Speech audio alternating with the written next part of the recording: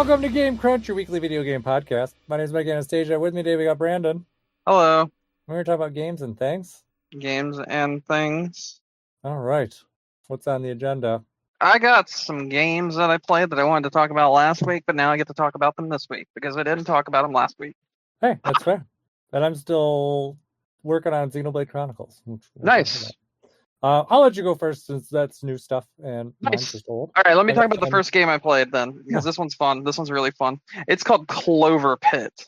Mm-hmm. So, as we've talked about before, we talked about like how some games are being like scrutinized for gambling, such as Blotro, when they aren't gambling, and they're getting like high ratings, like M ratings and shit, or the ESRB's wanting to give them M ratings and shit, basically, because of the fact that it presents a digital gambling thing, even though there is no actual gambling in there, yada yada yada, blah blah blah, outdated rules, essentially. Yeah. So there's a new game that decided to say, fuck that. We're just gonna actually be a game about gambling. So this game's called Cloverpit. You're stuck inside of a pit, and it's kind of got like a little escape room vibe to it, sort of like Inscription in some respect, you know, or like the first part of Inscription, where you're in the cabin with that guy and everything. It's got that vibe to it. And you're in a room, you're locked up, there's a phone on the wall, behind you is like a desk, and these items that appear every round that you can purchase to make your run better, you know, it's like you would with any other roguelike. And then in front of you is a slot machine. And this is a slot machine roguelike game where you have so many spins that you can do every round, and you have to pay a certain amount of in-game coins. Obviously, none of this is real money. You have to pay a certain amount of in-game coins, and you're given a certain amount every single round, and you have 3 rounds to clear basically a bounty amount. So like the first amount is like 75, then it goes up to 200, then it goes to 666, and then the game starts getting weird. And that's essentially that's where the game starts getting weird. So every time you clear a bounty, the faster you clear it, the more of these little tickets you get. And then these tickets you can use in the shop. And then the shop has these little things, like, for instance, like with Blotro, you have jokers. With this, you have, like, I think they're called, oh goodness, what are they even called? Lucky Charms? Yeah, they're called Lucky Charms. And the Lucky Charms will do things like, for instance, you may get a Lucky Charm that makes it so 7s appear more often. So then it'll make it so when you spin the slot machine, you have a chance of landing on 7s more, or maybe the 7s will pay out more if you land on 7s. And then also, once you've cleared like one blind, you will get like a phone call, and if you answer the phone, you'll have like 3 options you're given. And these are like the permanent passive effects, essentially. And so it'll be effect like make it so the lower end amount will no longer show up as much, and will like be like a lower chance of that happening, but then you have to hope you get the right Lucky Charms to build for a higher amount. And the whole purpose of the game is to get this ticket that allows you to leave this room you've been locked in. And this game is only in a demo state currently, and I have beaten it once because it's actually very hard, but it's very, very fun. And essentially the way it goes is the first round you need to clear 75, and you have 3 rounds to clear it in. And all the items that you get, like the Lucky Charms, you can hit like the red button if one of the Lucky Charms has the option to hit a button. And if you hit a button, then it will give you the effect of said Lucky Charm. So for instance, you have a diamond Lucky Charm, and then you hit the button before your first spin, and once you hit that button, it'll make it so you're more likely to roll diamonds. And if you've spec'd in by like through the phone calls and through the way you've been building your Lucky Charms to diamonds, then you can like kind of like you would with Balatro, you can combo into that and you can get a lot of money to be able to input it into the ATM to go on to the next round. And you have to go 75, 200, 666, and then 12,500, I believe, is the last number. And it's a lot harder than it sounds because every single time you clear one of the rounds, you are presented with the option of let's see, how do I explain this? You go on to the next round, obviously, but when you go on to the next round, the amount that it costs to spin the wheel goes up as well. So you're kind of struggling back and forth, trying to balance, being able to pay for your spins and also being able to get back a return on investment by having all those lucky charms that you need to like work off of each other to give you a larger amount than what you pay for your spin. And when you input your amount for your spin, it'll be like, for instance, in the first round, it's 7 coins. So that 7 coins gives you 7 spins. So then you got 7 spins to for the first round. And the next round, you still have the 7 coins. And until you clear the first amount, which is the 75, you're able to you just pay 7 coins. But when you go on up, then you're gonna have to do 28 coins, and then you'll have to do 42 coins, and then so on and so forth, and that sort of deal. And there's a way where you can get a lucky charm that will do things like give you 30% of the amount that you need. So like you need 12,500 and you get that lucky charm, then you get 30% of 12,500 automatically deposited instantly. However, you can also lose all your money because if 666 appears, the devil steals all of your money and you have to start over. It's kind of like, it's not an instant loss, but if you've like saved up like 20,000 and you haven't banked it or something, sorry, not 20,000, 2,000, and you haven't banked it or something, and you're trying to go for the 12,000, well, then you just lost 2,000 because you landed on 666 and you no longer have any money. And now you gotta, scramble and hope that in these last 5 spins give you enough to even pay for your next spin. Because if you don't have enough to even pay for your next spin, you're kind of fucked. So, and then you can't continue. And then when you can't continue, you get dropped into a hole in the ground and you die. And it's just as simple as that. It's fun. It's really, really fun game. I spent like 3 hours in this demo.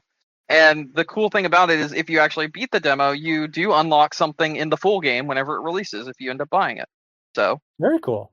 I really like this game. This game is fucking cool. I really had a lot of fun with it. I played it, like I said, for like 3 hours straight pretty much. And I really enjoyed my time. So yeah, highly recommend Cloverpit. There's a demo currently on Steam.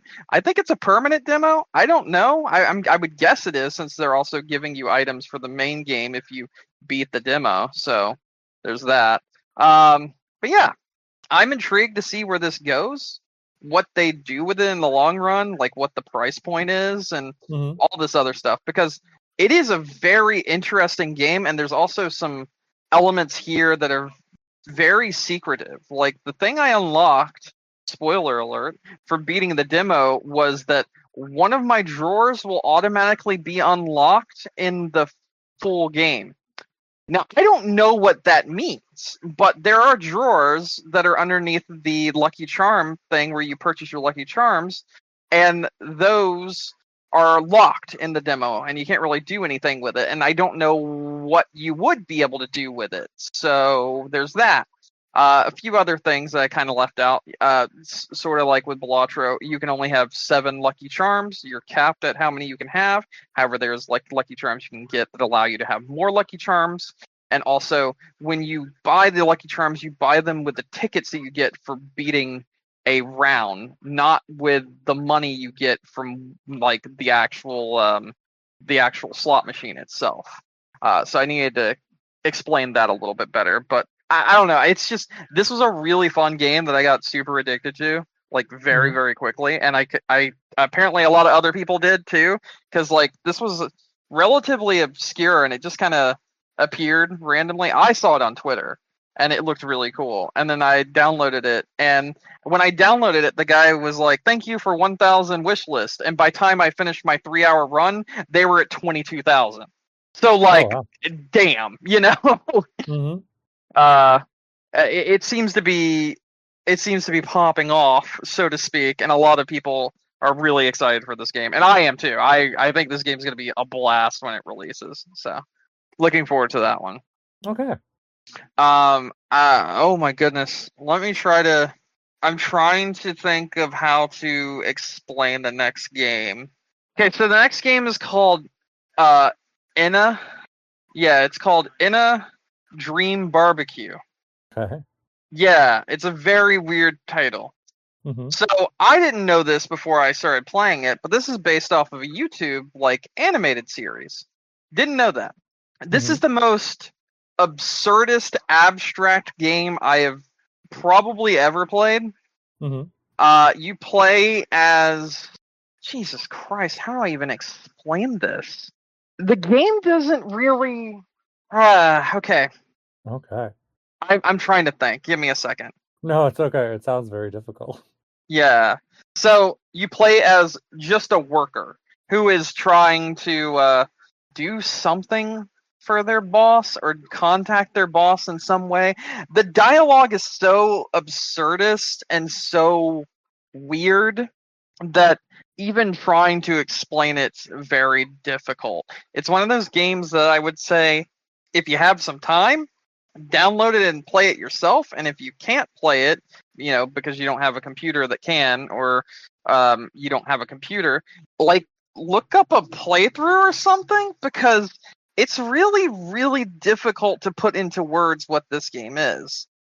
You're like supposed to be doing a job, but like the job leads you to all these really weird places that are so unimaginably like absurdist. Like that's the only word I can keep coming back to. You're trying to find this wizard, but for some reason in this world that you're in, the wizard has made it so you can't say the word wizard.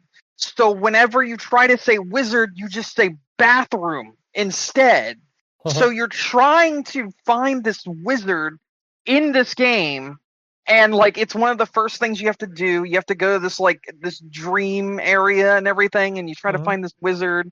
And every time you like go and interact with people and be like, "Hey, have you seen before you could say the words, the game like interrupts your character and makes them say bathroom instead, and then they're all like looking at you like what the fuck are you talking about, essentially.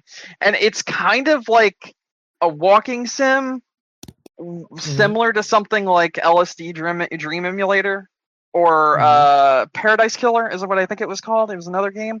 um and it's very, very abstract and weird.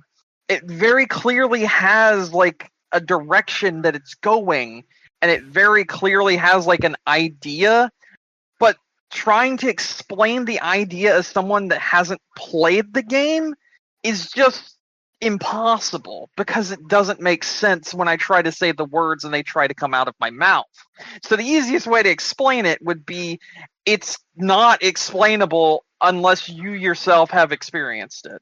Hmm. There are some really cool elements of this though that are like awesome. So one of the like big major parts about this game that I thought was so cool was every time you interact with like an NPC and they talk to you, it does like the Zelda CDI thing where it like zooms in and you got like the hyper realistic art style of the faces, and they're like talking to you, and they're like really well animated, and it's like really just we're like back in the day when they were doing the CDI, they were trying to make it like that, but it actually is like that. And all the characters are so varied and different that it's like it really just feels like every single time you talk with a new NPC that's going to talk to you, like it's a different kind of artist that's doing the art for that character. And like the wizard, when I first met the wizard that I was telling you about, when I was trying to find him before he cast a spell on me that made me say bathroom instead of wizard every single time,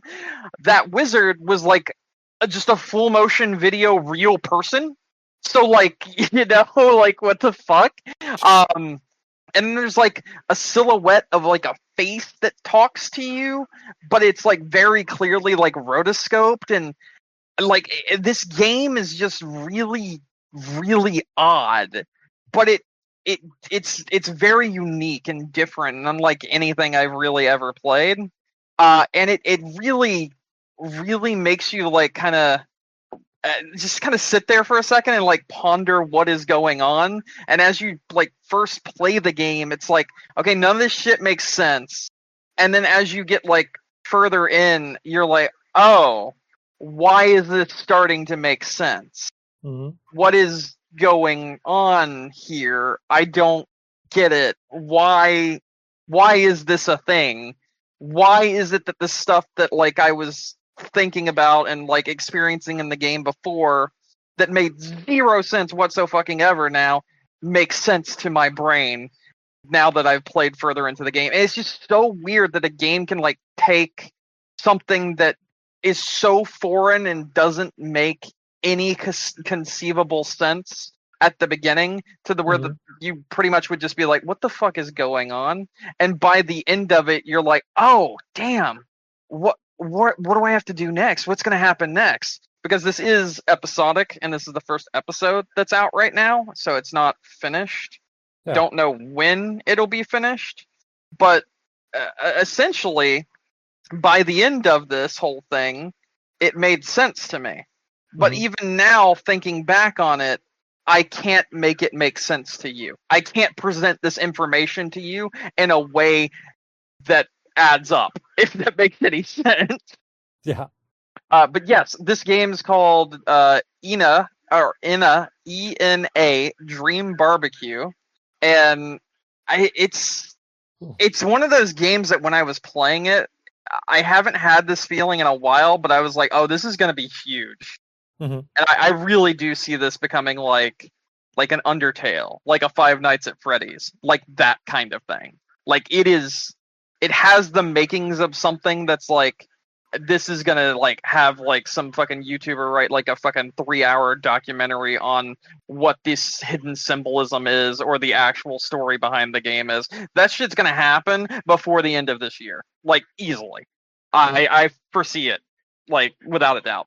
And it's really cool. Like the actual game is like something different, and I kind of just needed to play something like that. It doesn't take more than like an hour to finish it if you're just kind of going through it. However, there are multiple different things that can happen, like different endings essentially, and different like hidden areas and stuff that I did not find. I kind of went the like straight shot without knowing I was going the straight shot through it, and then I kind of just bum rushed it when apparently there's a lot more content to it than what I experienced, because I was unaware when I was playing it, and you have no idea that there could be more content when you're playing it either. So this is just me kind of being like, yeah, there's actually a lot more content, and you should definitely like explore a lot. So yeah, moving on from that, I'm going to talk about another game that is also very very unique. And this game's called Schedule 1. I do not own this game. I, however, have played what they call Schedule 1 free sample. Schedule 1 free sample is, it allows you to play a certain aspect of Schedule 1. So what is Schedule 1? Schedule 1 is an open world game where you start from the bottom and work your way up to being a drug dealing kingpin. I think I've heard of this. I don't remember where. If you play free sample, you can only sell weed. Okay. But if you get the full game, you can sell like meth and all this other stuff, essentially. And there's a lot more to the game. Like you can get like guns and stuff like that. So yeah, it's one of those games where like you start playing it and you're like, okay, there's stuff here. There's a lot to this. It feels kind of simplistic, you know. Yeah. And I'm understanding the general gist of it. So I'm just gonna play a bit more and see how this. Oh my God! It's been 6 hours. It's one of those games, essentially. And when you start out, you get like a call from your uncle, and he informs you in this new place that you moved into, or this new like town you're living in, how you can go about getting your drug business up and going. So you start out selling weed out of a motel, and you have to go like buy the pots, like the potters, so you can like plant the actual weed plant and everything, and water it and maintain it. So it's got like gardening simulator vibes to it, but it's for drugs. And you have to maintain the plants and everything. You have to snip the buds off. You have to package them into like little baggies. You have to go around town and like sell them to people and find contacts, but you also have to get more contacts by like giving a free sample to people so that they'll get more people to call you up. And it's very in depth. Like, it really is very in depth, and it doesn't feel that way at first. But like, as you continue to play more of it, more of the game opens up, and you realize, wow, there is a lot to this. And you start getting like people that will go and sell your stuff on the streets for you, so you don't have to get your hands dirty and stuff, and you can like pay them and stuff. But then sometimes they'll get high off your own supply, and they're a bit tweaky. So it's a very silly game that has a lot of really interesting aspects to it that I think is like really good, like really well made. It seems like it would just be a shit post, but then you like play it and you're like, oh, this actually has like some thought put into it, and it's like really good. And yeah, I really enjoyed this one. This one's like a lot of fun. I highly recommend playing Schedule 1. And like I said, if you can't play, I mean, if you can't buy the game, you can play the free sample, like I just mentioned. And the free sample, it literally will allow you to just play without any kind of restraints. You just can't go up in, you just can't do things like, when I say restraints, I mean like there's no timer on it. You can actually play online with friends in the free sample version. All that stuff's there. The only thing that you're missing out on is being able to sell those heavier drugs and like get a bigger empire and this, that, and the other. But like, the world is still open to you. You can still experience the game. You can still get an idea of what it is like to see if you like this sort of thing. And then once you've gotten an idea, then you can purchase the full game if you choose to do so. So, yeah, I think it's a really good way of going about it too, because you're not really locking anyone out of playing the opening of the game like at all, and it's really cool. Okay, yeah, it's a good idea. Although I feel like they could have, instead of free sample, I feel like they should have called it like first hits free or something. Like, well, the thing is, when you're in the game and you're trying to get new clients, you give them what is called a free sample. You actually give them what is being called as a free sample of like weed to get them into your clientele. So I'm guessing that's where they're going with that, because it's like, here's a free sample, and then it's also, you get more clientele that way. So he's like kind of also getting himself more clientele, because I mean, I really want to buy this game. I'm thinking about it. I've got some other shit I got to deal with right now, but I mean, I want to buy this game. It's fun as fuck. So it works, Okay. Yeah, definitely. Yeah, I think that is it for me. Those are the games I played. I also played Monster Hunter, but I've been continuously playing Monster Hunter, so so nothing new really. Yeah, there's a new update for it, but I haven't gone to that stuff yet because I did share this information, but I injured my finger pretty badly. I got hurt pretty badly. Had to have my finger glued back together. That was pretty cool. And because of that, I wasn't going to be able to use like my keyboard, or like I wasn't going to be able to use my computer to play Monster Hunter. So I bought another copy of my PlayStation 5. Fair. So I restarted Monster Hunter on PS5, and I guess I do have some thoughts on that, because like I thought the PC version looked a bit rough, like when you're playing because I had my old computer, right, and Monster Hunter ran kind of rough on my old computer, like kind of very rough, to the point where I upgraded my old computer just to play Monster Hunter. And The PS5 version runs very rough as well, but for like another completely different reason.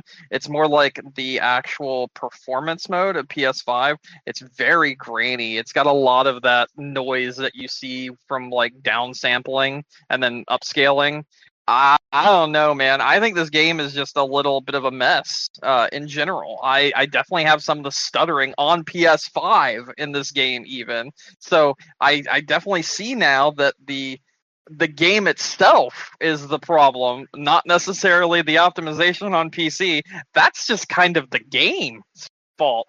And even though I'm having to fight through the optimization of Monster Hunter Wilds, this game's just still so fucking good that I don't care. Mhm. So, yeah, going back through Monster Hunter Wilds, and I've been really enjoying my time with it. But yes, it does run like dog shit on both PC and PS5. So if anyone tells you that it runs fine on their PS5, they're fucking lying. All right, there you go. Okay. All right. I'll talk about my things. Okay.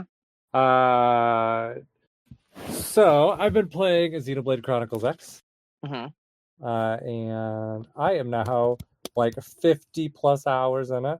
So I've gotten a lot more time into it since last time. It's still a lot of fun. It's still a lot of nice stuff. Now I finally got my Scowl or if you want to call it a doll or a giant mech robot. It's a mech. It's a mech. You got a mech. Yeah. Yeah. So that's what I've been doing, going around with that. I still have a shit ton of this game to get through. I think what I do, I just finished chapter 8, I think is what I just did. Mm-hmm. And there's the original game had 12 chapters. This one has 13. I guess the last chapter is still pretty long. So I don't know, what's that put me? Like somewhere around like 2/3 of the way through? Level 30? Oh, maybe. I'm somewhere between like halfway to 2/3, I would guess. So just from my recollection of how much is left of this game and the bullshit I still have to go through. So yeah, so I've been enjoying it though. It's still like, and I think I said this last time I talked about it, my issues with this game. And actually I'm gonna say issue, but it's not really an issue. The one thing that keeps me from like just really plowing through it is because it doesn't have like a huge story to kind of put you through it. And I've said it before in some ways, and I'll just say it again. Because really the story about this game is it's about the planet and it's about humanity's survival there, and not really kind of specific storylines. Yeah, there are a lot of story beats there, but really they all kind of are independent stories that really kind of have to do with the humanity's survival there. And there is kind of a bigger overlying storyline, but it's really lots of like episodic little pieces here and there, either through the main story bits or through the side quests that really kind of bring the story together. Most of the story in this game, like easily, like not even like messing around, most of the story is told through side quests in this game. The story bits, if you was possible for you to do them one after another, A, probably would only take you a couple hours, and B, really does not have the huge meat of the story. Like a lot of that really comes from the side quests. But game is still really fun. I am really enjoying it.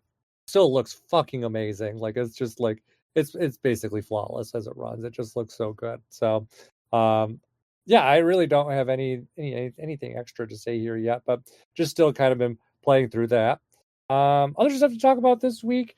I'm going to talk about Black Mirror, because Black Mirror, the new season just came out this week, and I have already watched all of it. So hey, I heard the first episode was about subscription services. Oh my god, it's so stupidly relevant in so many ways. All of them are, really.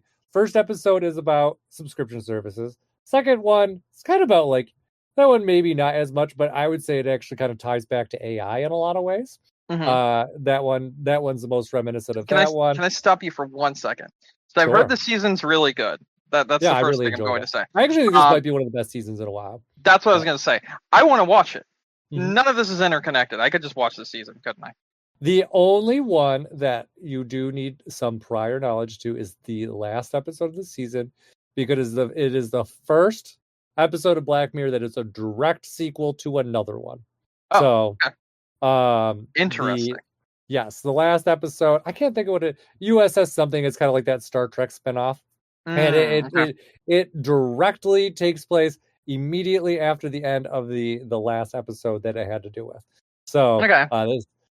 they're very directly related in lots of ways. That one is Okay. a very video game focused episode, if anything, too. It's really cool. All Um, right. a lot of the concepts that they have in these episodes Probably should just are watch the whole thing. Honestly, I'll just watch all seasons. I oh know I yeah, started watching like Black Mirror. I don't remember where I stopped, but I know I started watching it. But yeah. yeah, I love Black Mirror. I think it's a lot of fun. And it really gets you to think a lot about technology, and a lot of the stuff that we have is very relevant. Like there's another one that's actually about like AI and movies, which I Hmm. thought was a really cool concept.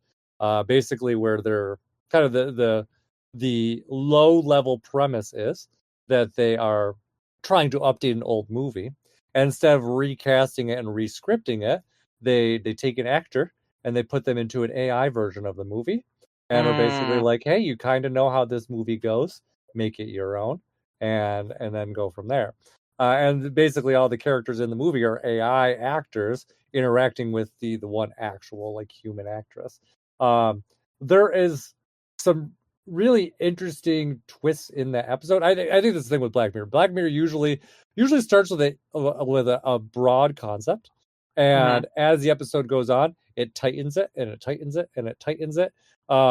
Usually to where you don't want it to go mentally, because it's like, when I say that, because you know it's going to a dark place, and you're Hmm. like, no, please don't go there, but it's going there. And it's going to take like the worst take of a lot of things, but um, yeah, like the ad subscription service. Oh my god, so relevant in so many ways, and you're like, I could totally see Elon Musk doing this. Like it's not a lot of these things. Like you're just like, yep. If we had this technology, this is a very real possibility of something happening. And I felt like that through most of the episodes, but they really do get you think. There's another video game one that kind of has to do with um instead of it being AI, like actual like sentience, which I thought was really interesting. That one is a kind of pseudo spin-off from Bandersnatch too, if you remember like Okay. the interactive Black Mirror Yeah, I episode remember that they that. had, Yeah. which I actually don't think is watchable anymore, or soon to be not Really? watchable. Okay. Yeah, apparently Netflix is getting rid of most of their interactive TV shows. Don't know why. It doesn't seem like it'd be a hard technology to maintain, but they just don't seem to. So that's a bummer, because I think that that's kind of some neat stuff that they do.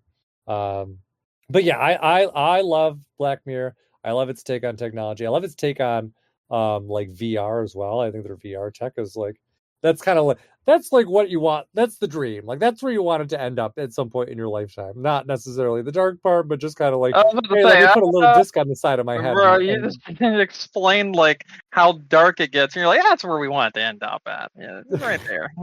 it's where it's headed. No, I don't like Yeah, you're probably not right. the dark part of it, but I mean really it's probably is where it's heading up. Maybe dark parts included as well. Yeah. Yeah. But I love their AI tech. They're like, here, there's a little silver disc to stick on the side of your head. You press the button and then your brain's in a different place. And I'm like, that's really cool. That's kind of like I love that one episode where it's like the Street Fighter fighting game, and you're just like all of a sudden you're like the character in that body and everything, and just kind of fighting whatever. Yeah, that kind of stuff is really neat. So I think that's really enjoyable. Um, but yeah, I really like the concept. If you haven't watched it, I would say, yeah, watch all of it. Like, Yeah, I yeah, think I'm just gonna obviously, sit down and watch all of it. yeah, just like any TV shows, like, yeah, of course, there's some episodes that are really dumb, but I would say more often than not, enjoyable. I feel So, like I started watching it and I ran into one of those episodes that was like really like I just don't give a fuck about, and I don't remember.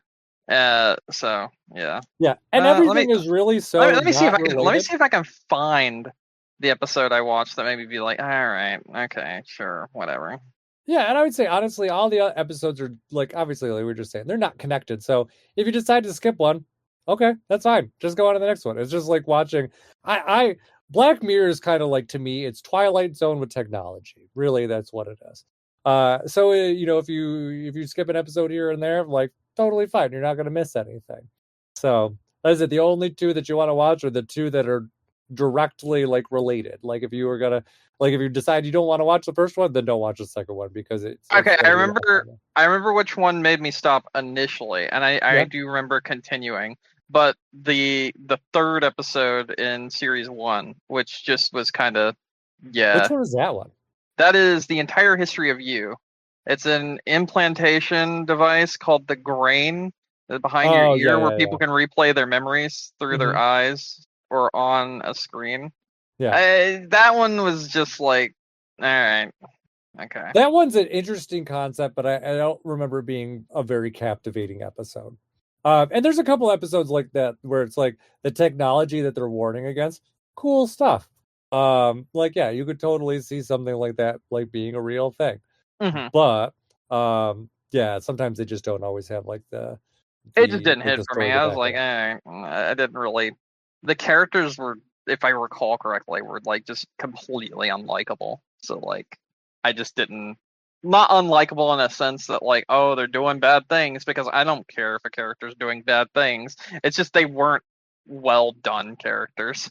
Yeah, and then if I remember, when you were like, when you said you stopped watching an episode, like that was the first one that came to my mind. Honestly, I'm like, I couldn't remember what it was. I'm like, I bet it was the third season of the, or sorry, the third episode of the first season. Yeah, and I think I continued after that, but I really don't remember. So I'm probably just gonna go back and watch it all over again. Yeah, I'd say if you hit another one of those, just skip it. Don't feel bad. Just go on. Check the synopsis maybe and see if it's something that's interesting. Because sometimes the twist payoff is worth it, but sometimes it's not. So, but yeah, I love Black Mirror. I think it's really good. Actually, another TV show. I really don't have much to say here, but apparently they canceled Mystic Quest. Mystic Quest is done. Oh, okay. So, fourth season. I guess one thing I think is nice. They're actually re-releasing the last episode of the fourth season with an alternate ending, or either alternate or expanded ending, to give some closure to the story. I see. Yeah. But yeah, I was just thinking, what other show had me be like, all right, I get this, but I'm not going to continue anymore. And that was Love, Death, and Robots. I remember really liking the first few episodes of that, and then like, I don't remember where I hit the snag, but I hit a snag where I was just like, I'm good. I don't know if you liked that show. Did you like that show? I think I started to watch one of the episodes, and I never really got into it. Oh, I think I went like 6 or 7 episodes in and like really enjoyed it, but then like I got to one that was like, all right, okay, I don't know. I really liked some of them because I remember them like very vividly, like the one where it was essentially a mech animated series. However, they were just farmers that were trying to keep their crops alive, but also while fighting an intergalactic infestation that was trying to like fucking destroy their homes and everything. So like they would get in the mechs to like harvest their like, you know, crops and everything, but also they would use those same mechs to fight like the aliens that were trying to attack their homes and kill them and shit. That shit was cool. I really liked that. It's a neat concept. I remember you talking about this show before. I think that's why I watched the first episode. I just never really got into it. Yeah. But I also don't think I really gave it like a good like try. I think that's got a new season that comes out in a bit. Oh yeah. Mm-hmm. Trying to think. Did I do anything else this week? I think those are my big things. I think that was it. Okay. So, all right. We didn't write down any new stuff, but I figured we would talk about Switch 2 stuff. Yeah. I mean, there's been a lot of rumors and stuff going around. Have you seen the new Mario Kart World rumor, which is actually kind of insane? What's the rumor?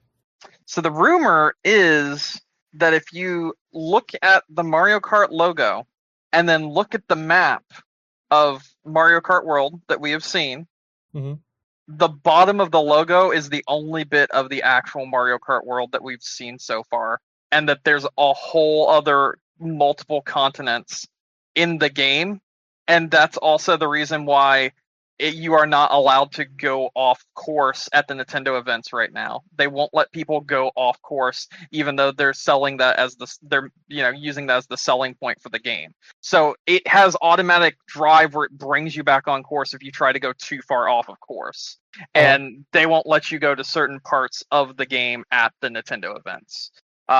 They won't say why, and they're being kind of coy about the reason why. And what some people are assuming now from lots of screenshots that have come from retailers like over in Korea that have screenshots of it that are not ones being shared by Nintendo is that there is more world than what we have seen. Like, this is the only first part of the world, and there will be another whole continent or two that you'll also be able to race on with multiple other ways to get around the actual world, because what we're seeing is not the full world so far. Oh, I mean, I totally believe it, because you think about this. Think about it in a different way. Hey, there's no Rainbow Road that we know, so there has to be another area. That was leaked in one of those Korean screenshots. Yeah, and it's not in like an area that like kind of lines up, basically. Yeah, if that makes but sense. I'm just saying, like, just if you know anything about Mario Kart, you know there's going to be a Rainbow Road. We have not seen it. Yeah. As far as we know, it does not exist from what Nintendo showed us. So yes, from what Nintendo has shown us. So yes. yeah, so there's got to be more that's there. So yeah, so in that aspect, that already gives more credence to what you're talking about. Yeah, and there's also a giant boat that someone got into somehow when able to explore the open world. We don't know how they got to explore the open world aspect because they're not supposed to be able to, but they got into a gigantic boat that they then took control of and were able to drive around in the open waters. So we've seen that also in an off-camera shot video. So like that's something that wasn't presented to us in anything they've shown us about the game so far. So like you can hijack other vehicles and use them to get to further portions of the land. Why would they have that big wide open water space if it doesn't lead somewhere? That's the thing I'm thinking. So yeah, who knows?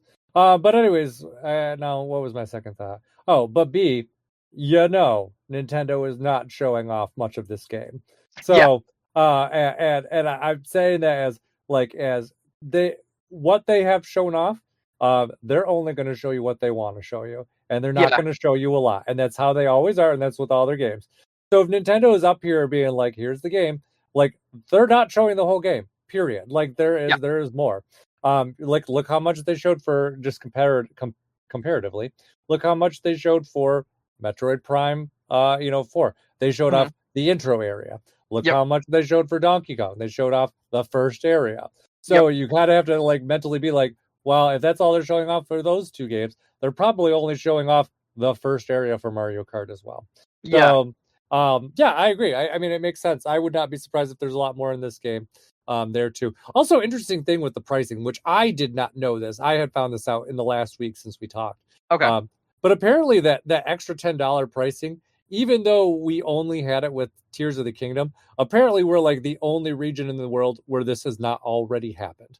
Apparently they've been doing it for the Switch generation, like in Europe, like all last generation. Because apparently they had, what was it? I think it was Breath of the Wild, Tears of the Kingdom, Smash Brothers, and maybe something else. All had the extra $10 pricing overseas.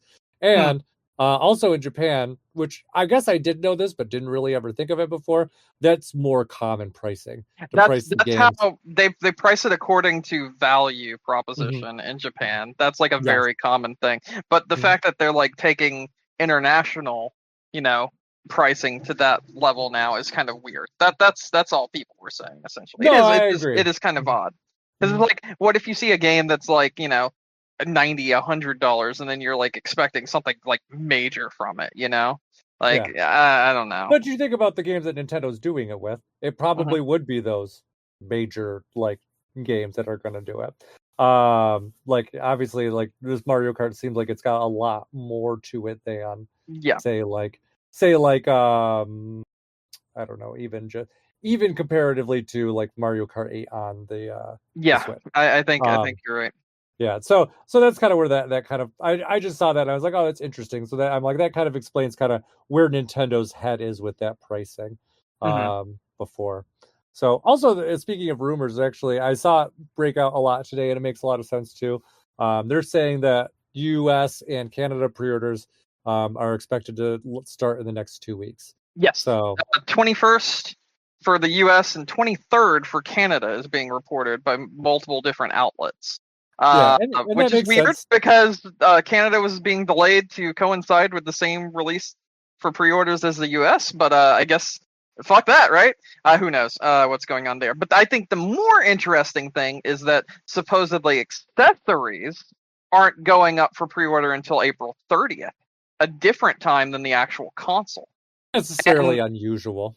I was going to say I have a theory for this one, which is also kind of interesting. What's your theory? So the Switch itself, the console itself, was they uprooted the production and moved it to Vietnam for the most part. That's where they're producing all the Switch consoles for the Switch 2. That's what's happening. From what I've read, Nintendo is split between 2 locations. Yes. So about 1/3 of their Switch production is in Vietnam, and yes. 2/3 is in China. Yes. Which to me says, all right, all of Nintendo's Vietnamese pipeline is going to be sent to the U.S.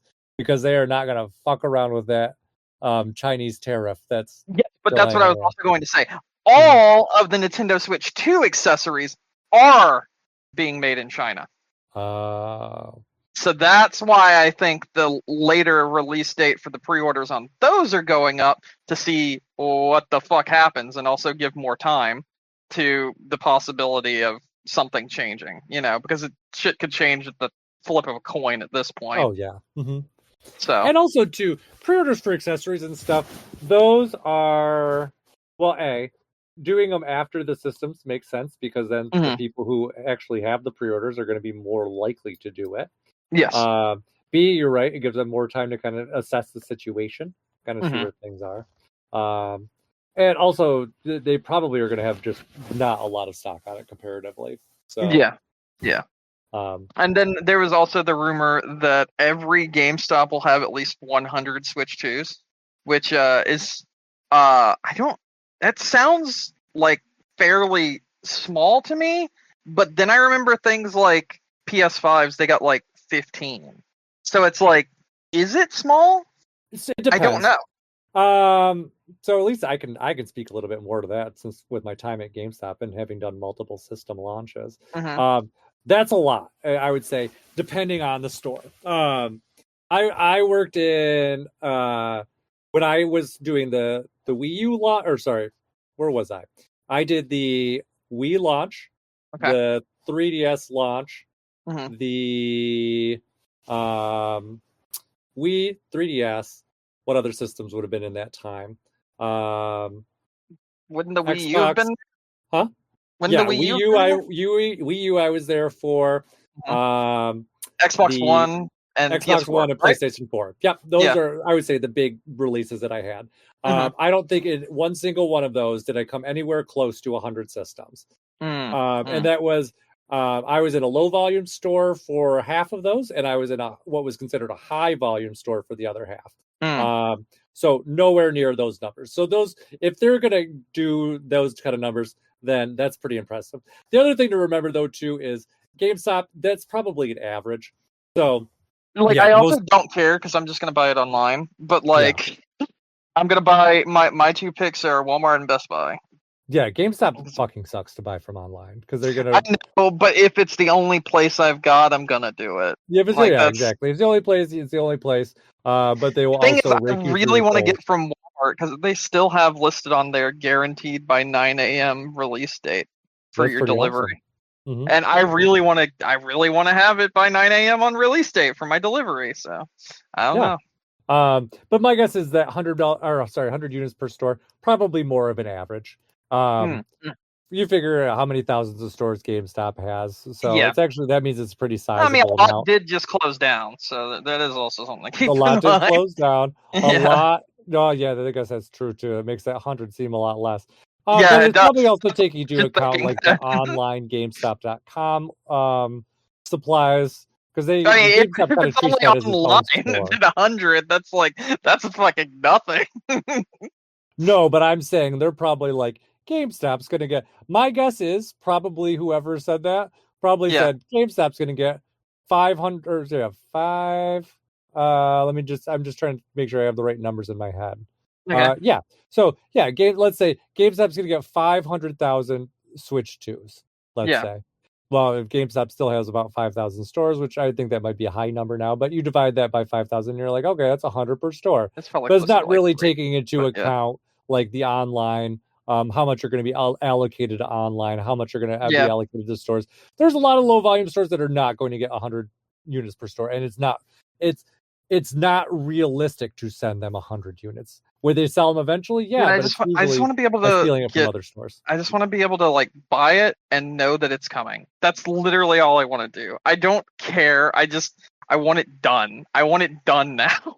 That's where I'm at this point in time. Just calm down. It's coming. Like, and I also too, and I fully believe this.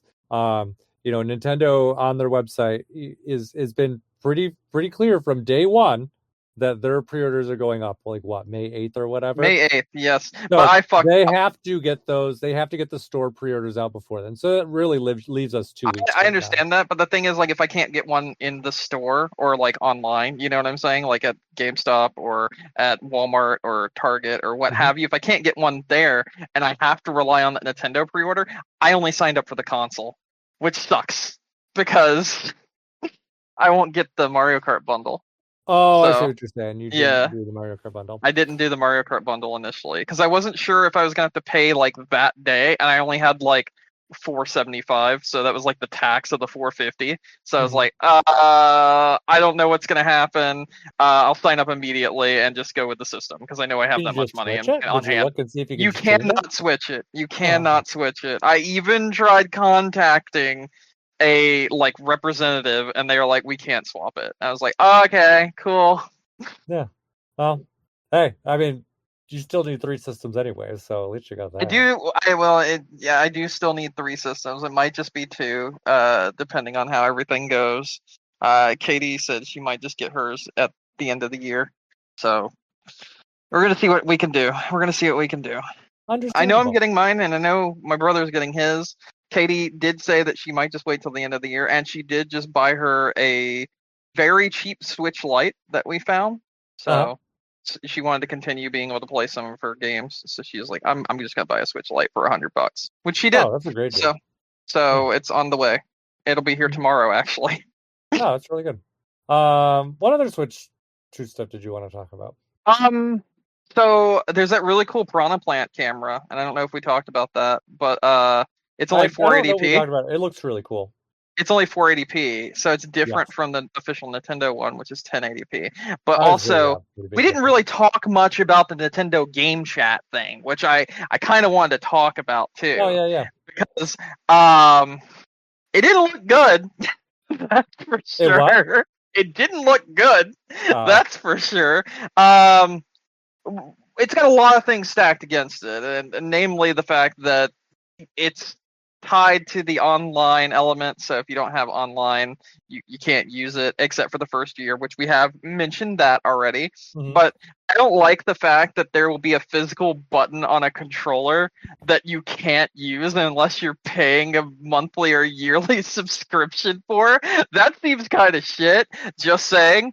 But also, I never really thought about it. Although, didn't we think that there was some other features that are tied to that button anyways, though? So from everything we've seen from like them demonstrating it, it's just the voice chat and video chat, and you can't use it without having paid for it, basically. But I do want to move on to that. Also, what we've seen in the video chat portion of the Nintendo game chat it's pretty terrible. Like, let's be honest. I know you can even see how bad that frame rate was on the games they were playing. It did not look good. Yeah, I don't understand why. Like I said, I can understand the lower frame rate, like when it's not actively, when you're not actively watching the screen. Like when it's kind of like shrunk down. But when you blow up someone else's, like I don't understand why it doesn't like fix the frame rate. So Nintendo said they wanted to make sure the console itself would have all of the allocation of the hardware that it needed to run your games while playing it. So that's the reason why the frame rate is so low. But if that's the case, then maybe don't do this because it just doesn't look good. It looks Mhm. very half-assed, and it doesn't look. It looks like if Discord was from Temu. That's what this looks like. Yeah, I think I agree with you. I think it's not where it should be, but I also think it's something that probably will get some quality of life updates through the course of the console too. I I don't hope. doubt it. I don't doubt it. But also, like, it's pretty rough to present it in that light. Just be like, this is what it looks like. Fucking deal with it. It's like, well, okay, I guess. You know? Yeah, I mean, for Nintendo, it's a big step forward, but it's It is. It not. is. Yeah, but not. Yeah, you're right. It's not what you would expect as like a standard kind of feature across the systems right now. Hmm. So, I don't know. I agree with you. It's probably not something I will ever use. Or if I'd use it, it probably would be just for voice chat, like if anything. Yeah. I can't imagine myself using like, oh, let me watch what you're playing. Like, I don't care.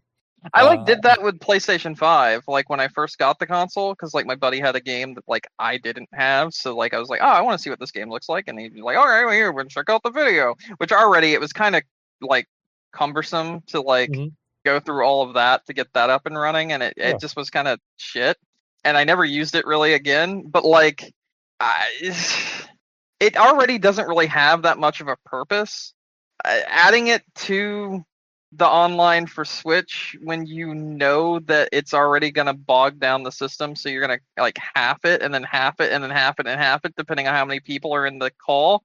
Man, if you just don't do that like at all, it just I don't know, man. Mhm. Or maybe, and this is a Nintendo likes to do things with cell phones because that's what Nintendo does, at least with the Switch.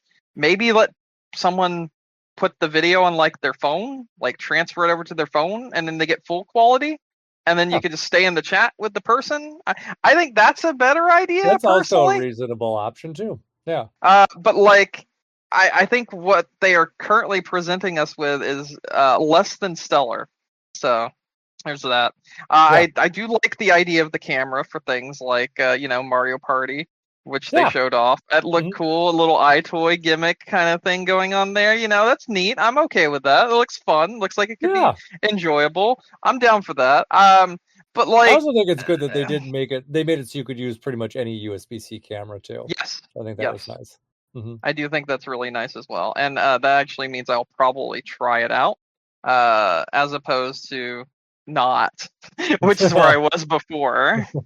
I'm Yeah. wicked excited for the Mario Party update. Honestly, I never played the uh, new Mario Party, so it's this will so be good. the first time I play it, I Mhm. guess. Whenever, but that actually releases after the Switch 2 releases, like later than the Switch 2, like by like 2 months. Yeah, So we it's talked like about it. I was like, why is it it's kind of July? like yeah, it's kind of like late July. I think it's even after Donkey Kong. So it's like, what the fuck are you doing? Yeah, it's them trying to space things out, so it seems like they have a lot more going on right away. Yeah, I but if think, you but like look at the actual launch titles, there's a lot. I'm going to go over them, and I'm so glad you brought that up. So, Switch 2 launch titles.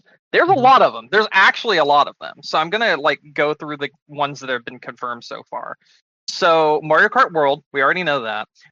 Breath of the Wild Switch 2 Edition, Tears of the Kingdom Switch 2 Edition, which I'll come back to those in a minute. The GameCube Classics, which is Wind Waker, F-Zero GX, and Soul Calibur 2, which has been confirmed to have online play with those, Mhm. so that's pretty fucking cool.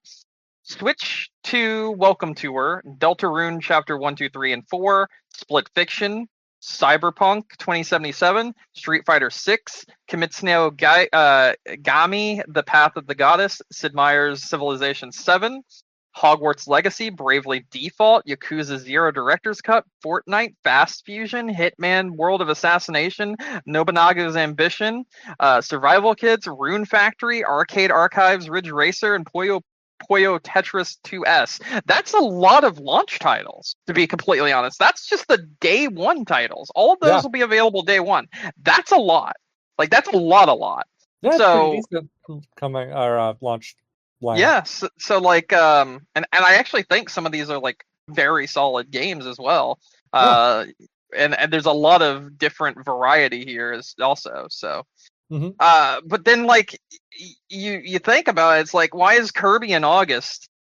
Why is Mario Party in late July. It's like, why couldn't those have been here? You know, I don't Mhm. know. I don't know. And you were saying like, you know, they don't have much and they have to like kind of, you know, put them out a little bit at a time. But like, you look at these launch titles and like that's a lot at the beginning.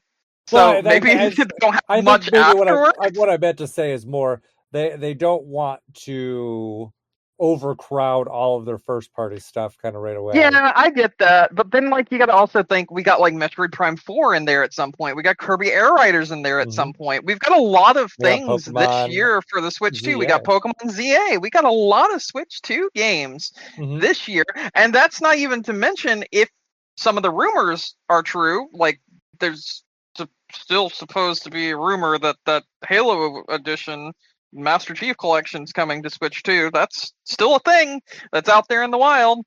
Then there's like some rumors about Assassin's Creed games coming, and then like it seems like they have supposedly a lot of things in the wings, but the stuff that we do know, there's like 50 games for the rest of this year alone for the Switch 2.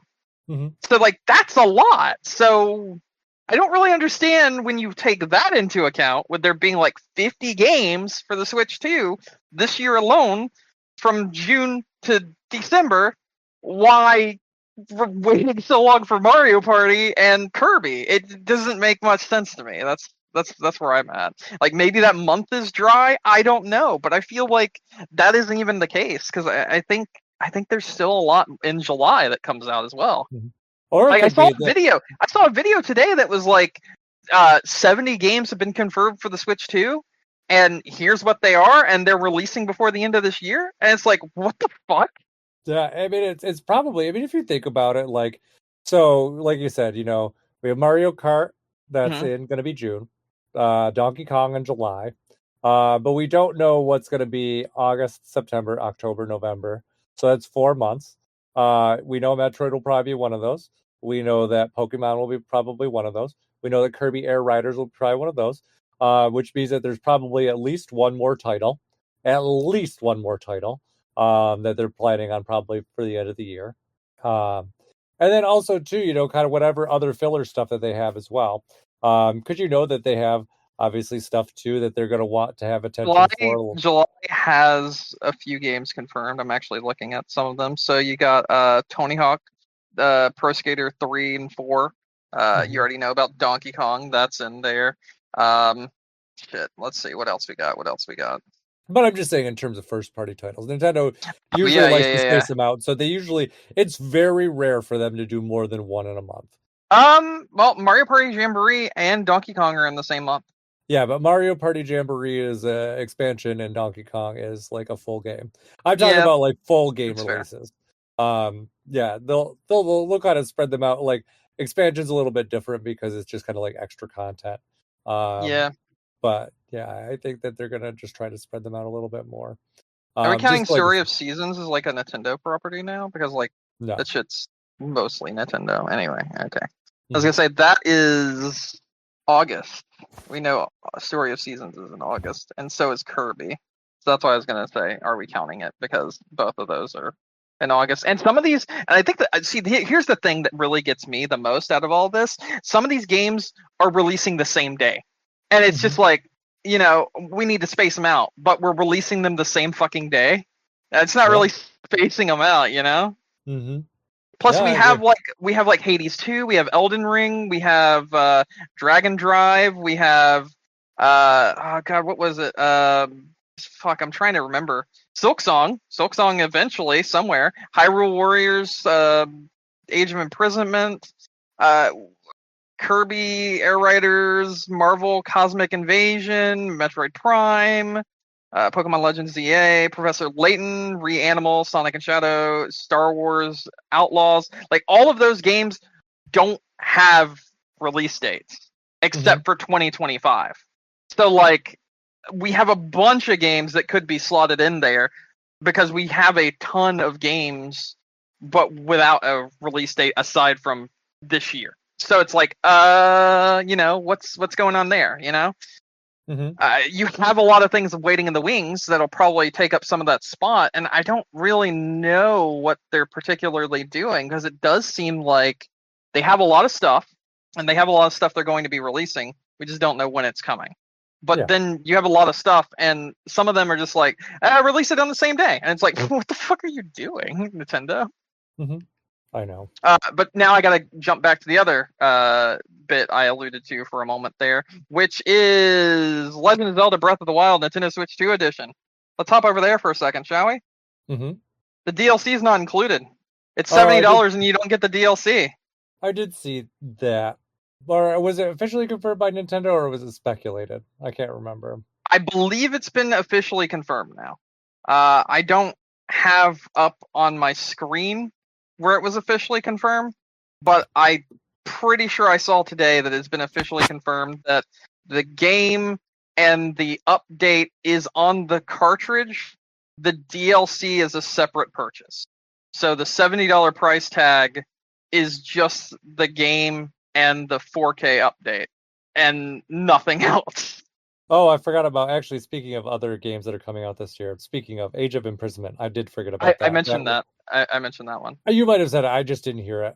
Oh, okay. And okay. I didn't say it when I was listing off first party games for the rest of the year. So that was also gotta fit into that list of stuff that I already mentioned out. Mm-hmm. But yeah, it looks like here, at least from what I'm seeing, it sounds like Nintendo did release a statement saying that it was not included in the game. Mm-hmm. So yeah, that does seem like that is a legitimate thing. So there's a lot to unpack here. A lot of bad, a lot of not a whole lot of good, to be completely honest. I have seen a lot more videos for the Switch 2. I think now that I can confirm, not officially, but I think I can confirm for the most part that the mouse is raw input and not mouse smoothing from the looks of it. I'll have to actually get my hands on it and see some other people's thoughts first, but I've seen some like video of people like testing it out now, and it does seem like it's not mouse smoothing, and I really hope I'm correct, because like when it's being presented on the screen, it does look that way, but I don't know. But I think it is closer to raw input than it is mouse smoothing because of the videos that I've seen so far. I'm looking forward to this for a lot of reasons. I do think that this is going to be a awesome console, especially if you like rhythm games and if people do really cool shit with the like dual mouse options. I think that would be really neat. I do think a lot of arcade games that are like more difficult to translate from that physical arcade to like a game on a console will be easier when you have these two mice that you can hold, or whatever this Nintendo wants to, treat them as. I've seen the elements where like you can use them for the wheelchair game, the Dragon Drive. We've seen that, and I do think they'll be able to do a lot of inventive things using this kind of control scheme, which brings me to another point, which was that I believe someone at PlayStation stated that Nintendo has lost its identity and is refusing to innovate with the Switch 2. And I'm just sitting here like, are you fucking stupid? Like, do you not understand that, like, most consoles until last gen didn't have mouse controls at all, let alone the ability to use two mice at the same time? Two mice is pretty wild. I was thinking about it when you were just talking about it. I'm like, really? Like, that's super unique. Using two mice would like open the door for a lot of rhythm games, but also we saw that they have the sequel coming out to Deus Ex Machina. That game, was it Daemon X Machina? Daemon X Machina. Oh yeah. We saw the sequel to that game coming out, Daemon X Machina, the fucking mech game. You could do a lot of shit to control a mech with two like move controllers, like two mice controllers. That would be some cool shit, because like I think of like going back to playing like Virtual On in the arcade, where you have like those two sticks and you have one in each hand and you're able to like move them and like, kind of twist them and turn them and do this sort of thing, and like you have the triggers on the bottom. And I'm just thinking like it would be so cool to be able to use the Switch Joy-Cons like that. Like that would be awesome, and I really want that to happen now. Yeah, I think, and I even think about things too. Even like, you could probably do like a really cool like a WarioWare game, kind of using the mouse stuff. You could do. I also kind of imagine something interesting like a Stanley Parable or something too, where you're kind of using them as like using them to control like knobs or something, like kind of like interacting with things. I think it would be really cool. I think that we might not see it in the first year, but I think some developers are gonna think some really cool concepts. Some indie dev is gonna do some crazy shit with the first year. Mark my words. Yes, and that's some what indie dev is gonna do something really cool. Yeah, and yeah, I'm super excited for that as well. Mm-hmm. Kind of like that one Wii U game that will probably be trapped on the Wii U game or the Wii U system forever, that like really used a lot of the Wii U features like very interestingly, and we will probably never see it. Which one? Let me see if I can. I'll have to Google it. I've got a few I can think of off the top of my head. One of them is Silent Hill. Nope. Shattered Memories, which was trapped for a long time on the Wii U until they released it in Wii. Yeah, sorry, that was trapped on the Wii for a long time before they released an inferior PS2 version. That used a lot of those elements. As for Wii U, Nintendo Land, like we don't have Nintendo Land. Oh yeah, Nintendo Land, definitely.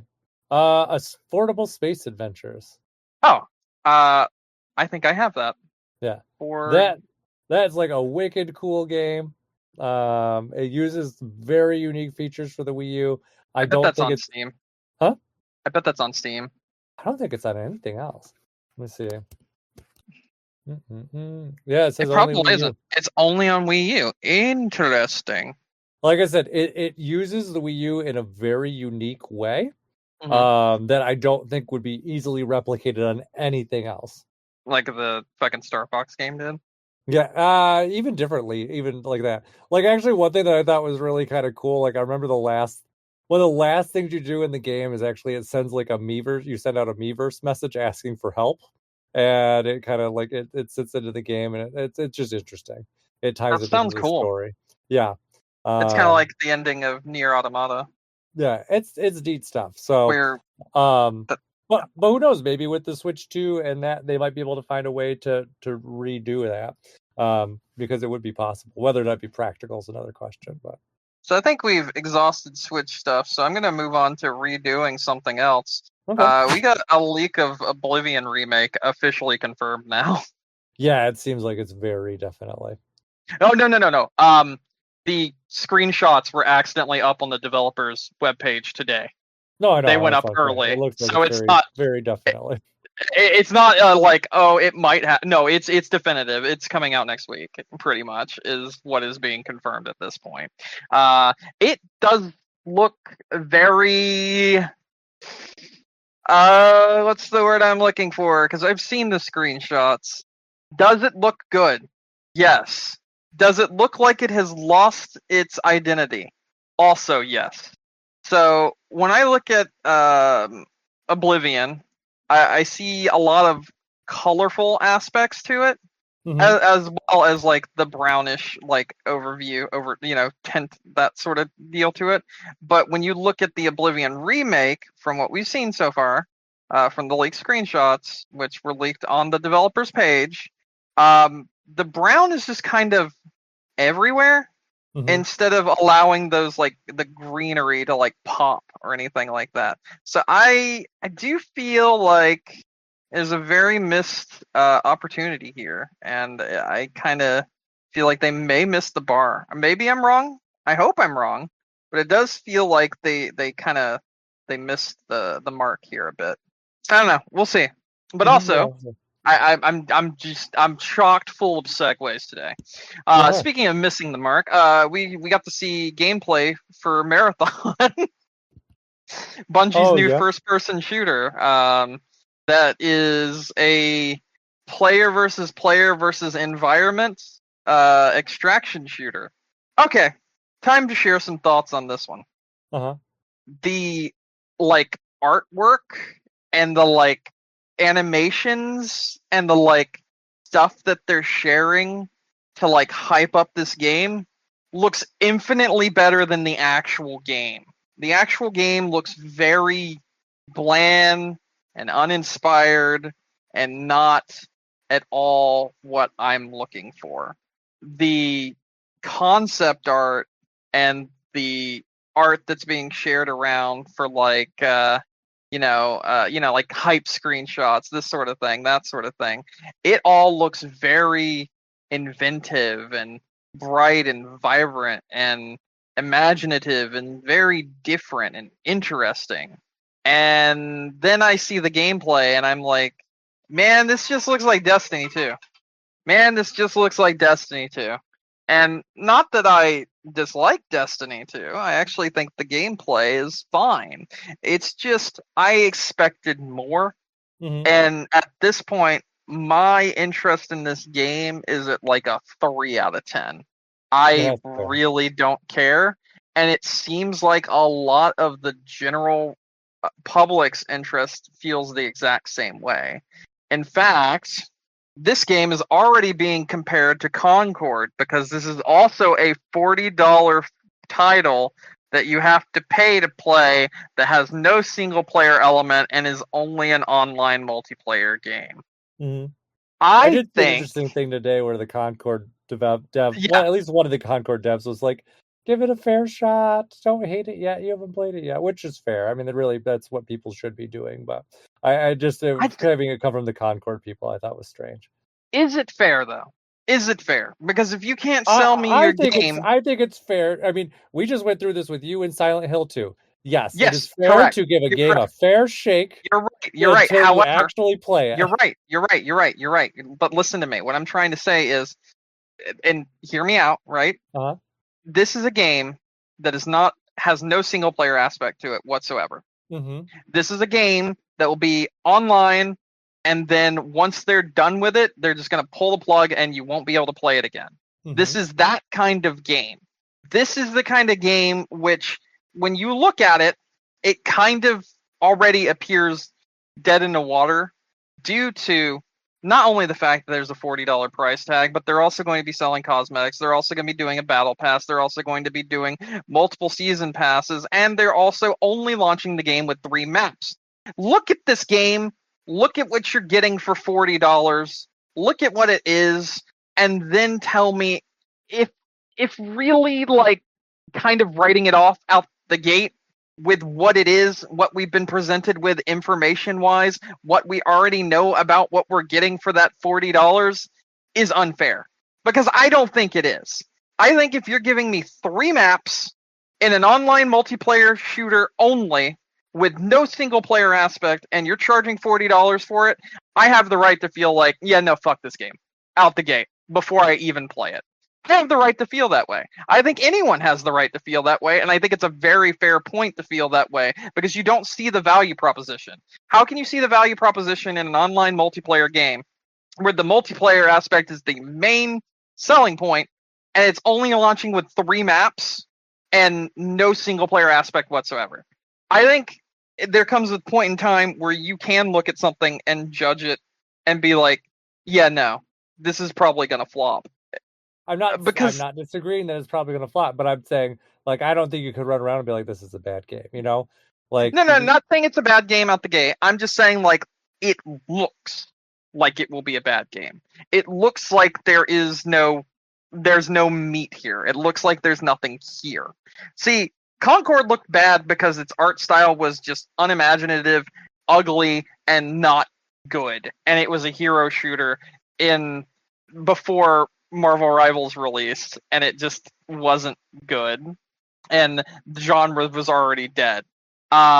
This looks bad, and I think it will fail because of the lack of any value in that price tag. Like, you're getting a very small amount of maps, getting a very small amount of weapons. You're getting a game that is essentially going to be the same thing every single time because it is an extraction shooter. So you're going to have those extraction points that you're always going to have to go to, and it's going to get very samey very quickly. And with the added pain of only having 3 maps, that's going to make it even worse. I don't see how this is worth its $40 asking price. And I know you already said you have to try it, you have to see before you write it off. I'm not disagreeing, but I also think that it's fair to write this off already because of the fact that we know they're doing the whole Fortnite cosmetics, the whole battle pass, the whole season pass, all of that shit on top of it already being a $40 game and then on top of it launching with only 3 maps. I think that's borderline criminal. Like it's pretty disgusting to do something like that. Mm-hmm. Yeah, so if anyone wants to write it off, I think it's totally fair. You know, we'll see. Do you see value in something when you're like told you will only get 3 maps? There is no single player, and like you'll also have to buy the battle pass, the season pass to get Would more I buy content. what you're saying? No, probably No. not. But I'm still saying the game's not out yet. Something could change between now and then. So I don't know. That's like true. I said, just keep an open mind. That's what I say. Just keep an open mind. Once it's out, and you can see like even if it's like reviews or other users' feedback, like that's more reasonable to kind of make a decision based on that.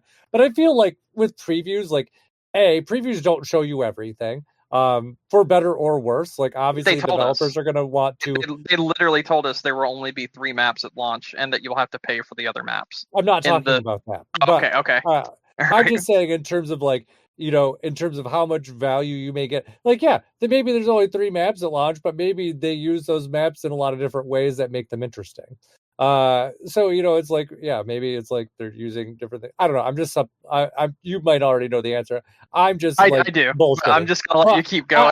But I'm just saying, like, there's things that we may not know from previews. There are things that may not there, and who knows? Maybe the gameplay loop on this fucking thing is so great that you're okay with 3 maps. Who knows? But I'm just saying, I just as a general rule, I think that at least it's like you may not intend to want to buy a game. But I think it's good to at least keep an open mind until it's out and people have actually played it. Just because developers are not going to show you honestly everything that's in the game. Previews are not going to show you honestly everything that's in the game. And even if they tell you stuff, it's all PR spin most of the time. So for better or worse. So just wait until people actually play it before you finally write off again. That's all I said. That's it. Fine. Like real people. Yeah. But it probably is going to be horrible, and it's probably not going to sell well, and it's probably going to ruin Bungie. So, just saying, I don't disagree with that at all. Mm-hmm. But I'm saying, at least give it the benefit of the doubt. The game could be fucking amazing. It just needs some more time to bake. I don't know, but maybe they mastered the gameplay loop. So I am giving it the benefit of the doubt.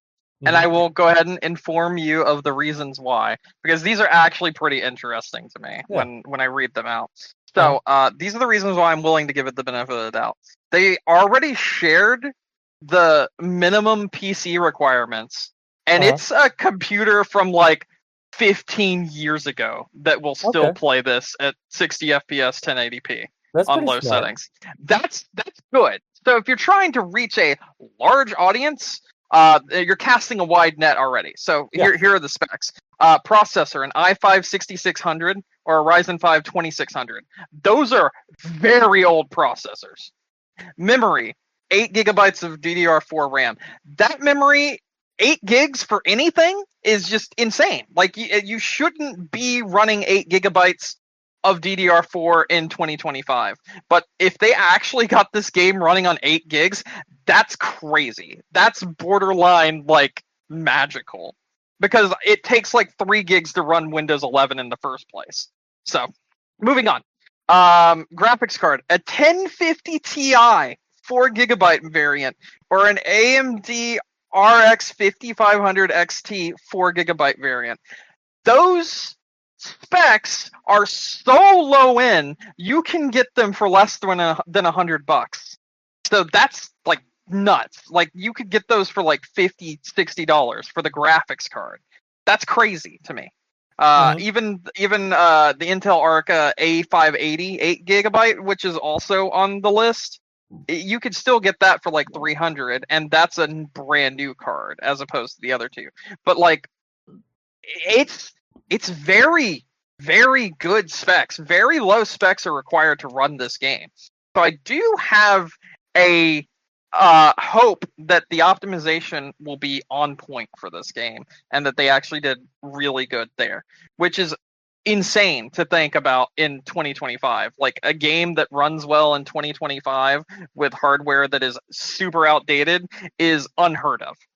If you try to play most games that have released in 2024 or 2025 with the hardware I'm naming right now, your computer would just explode, essentially.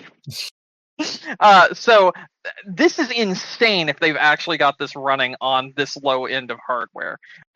Because like you could build a whole computer with all the hardware I'm telling you right now for like less than $300. Oh wow, that's really impressive. So like yeah, it's insane.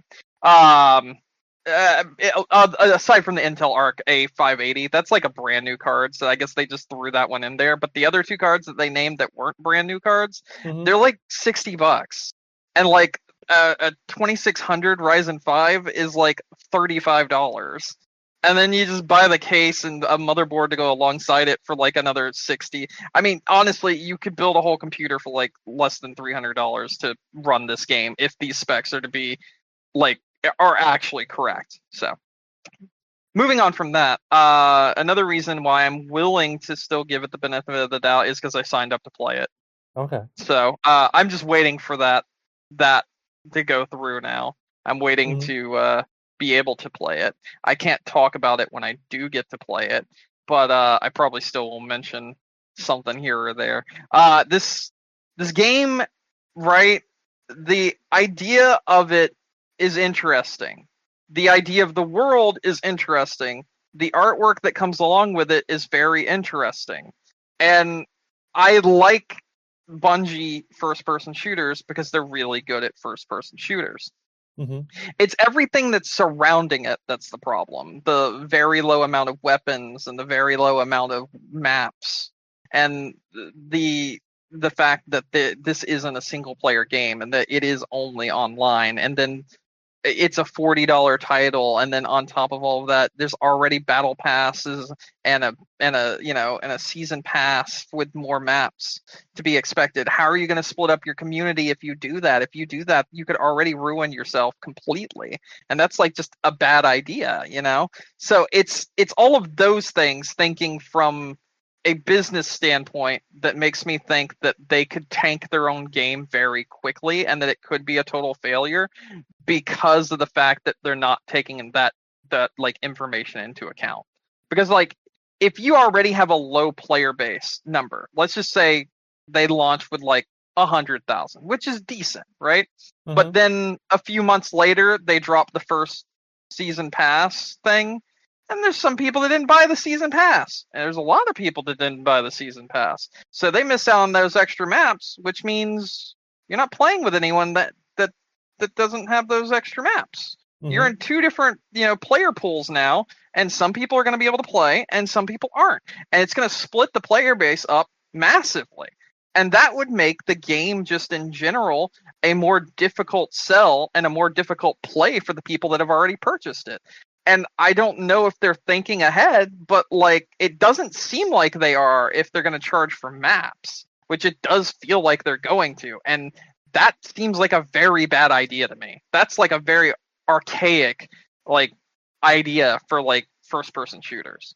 You don't charge for maps now, even when you release like a season pass or whatever. When you release a season pass, you do something different. You don't charge maps. Otherwise, you do split that player base and you do lose a vast amount, because if you're going to have to wait around like, 10 minutes to get one of the original maps because you didn't buy the season pass versus, waiting 2 minutes to get the new maps that just came out for like a week, and then it goes back to no one's playing the new maps, but someone's bought the season pass and they can't play the new maps, when you then take all that into account, it's a very bad business decision to do something like that.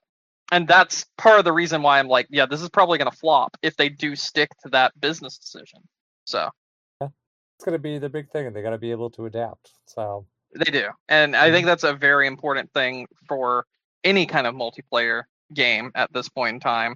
Because when you have a game like Fortnite, for instance, where every week they are adapting and changing things, you need to be able to do that as well, especially if you're a paid game.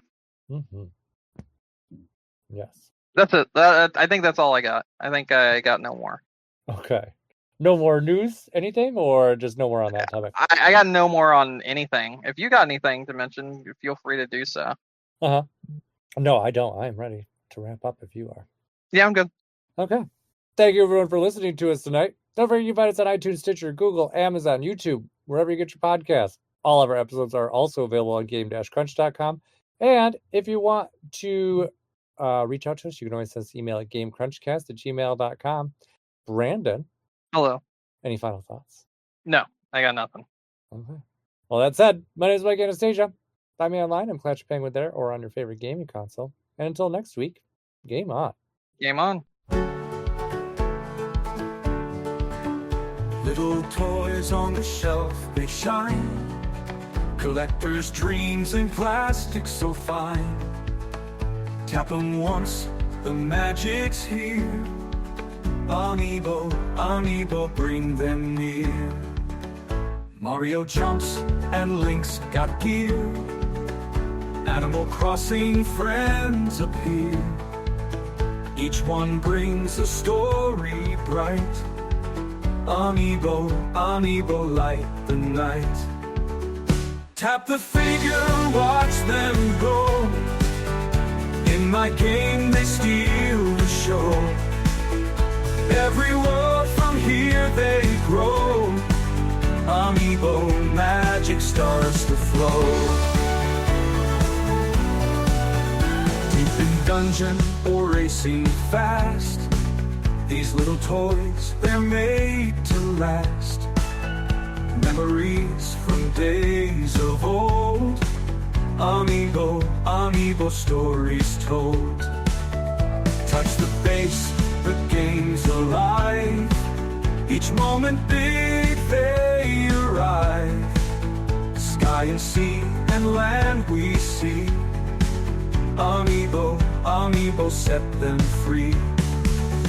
Tap the figure, watch them go. In my game they steal the show. Every world from here they grow. Amiibo, magic starts to flow.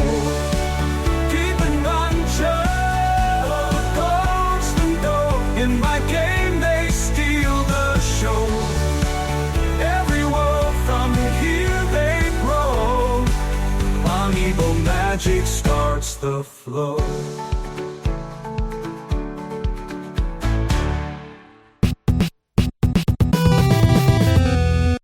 There she is. There it is. Mm-hmm. There she is. I'm just looking at the more gameplay we got of Marathon now, and it's still just, I don't know, man. Yeah, no, I don't think anyone's excited for that game, and it's probably gonna flop. I think it's gonna flop pretty hard. Mm-hmm. Because, but like you like look at it, and it's like very colorful. It's very inventive looking. You know, it looks good, but like then it's everything surrounding it. That's the problem. You know. Uh-huh. I don't know, man. I don't know. I guess we'll find out. When does it come out? September 23rd. Oh yeah, it's not too much longer. No, not at all. I mean, I'll let you know if I end up playing it and it's actually good. I'm not gonna. I don't know, man. I'm not gonna go out of my way to get the beta. If they give me the beta, cool. If they don't, then whatever.